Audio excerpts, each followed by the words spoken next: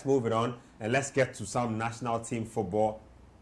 The Black Meteors are in action, led by Ibrahim Tanko. They finished the first leg 2-0 away from home to Mozambique. They were at the Baba Yara Stadium attempting to complete the task. It was Simba and Barnier on target. So Ghana winning 4-1 in the end on aggregate. Let's check out the starting lineup that we use for this particular game, and then I'll have a few thoughts before we move it on. So we do have the starting lineup there. Yeah, so there you have it. Ibrahim Danlad was imposed for the Black Meteors. Efriye Barnier, Abe Ashikwe was out there with Alex Opoku Safo, Dominic Insobila. And so a pretty decent team. Sylvester Simba, he got the goal there. Abdul Razak Yusuf, Augustin Randolph. When you look at the bench, you have William Eso. You also have Emmanuel Leje, Suraj Seidu. So some very notable names in there. We've qualified. Next stop is DR Congo. Let me take your thoughts, Susu. Ibrahim Tanko and Gordon Atram are leading this team. We are attempting to qualify for the competition in Morocco. It's been a pretty interesting qualifying round so far. Tanko, a lot of people are skeptical about him because he failed to qualify Ghana for the Olympics. Just snap thoughts on this team. Efriye Barnier away from Hearts of Oak doing the magic for the national teams again. Well, he's been the standout player for the local Black Stars and the under-23. He keeps delivering, keeps performing.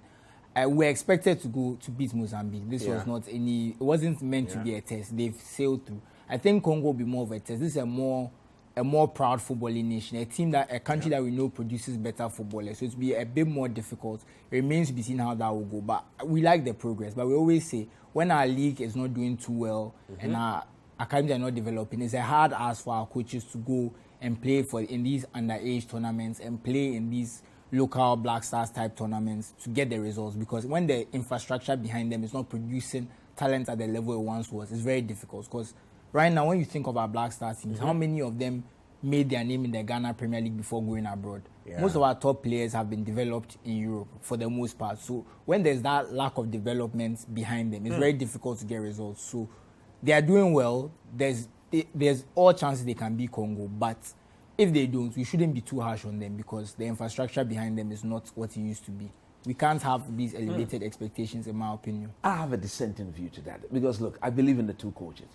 They are coaches personally I know very well, and I know what they are capable of doing. And in the case of Ibrahim Tanko, he was this close to taking Ghana to the Olympics. To the Olympics. In fact, we had 2 opportunities. All he needed was a kick. You remember? In that semi-final game, that would have taken Ghana. And then in that third place game, all we needed to do was to put that kick away and we would have qualified. So Ghana not qualifying, technical or tactically, you wouldn't blame him. Again, for the fact that we've made the Chan tournament, I think it brings its own pressure on the two gentlemen, Tanko and Atram, to perform, because it's like the Chan team is the same, like a chunk, the core of the Chan team is with this team. So you don't have any excuse. And this is the best players we have on the local scene.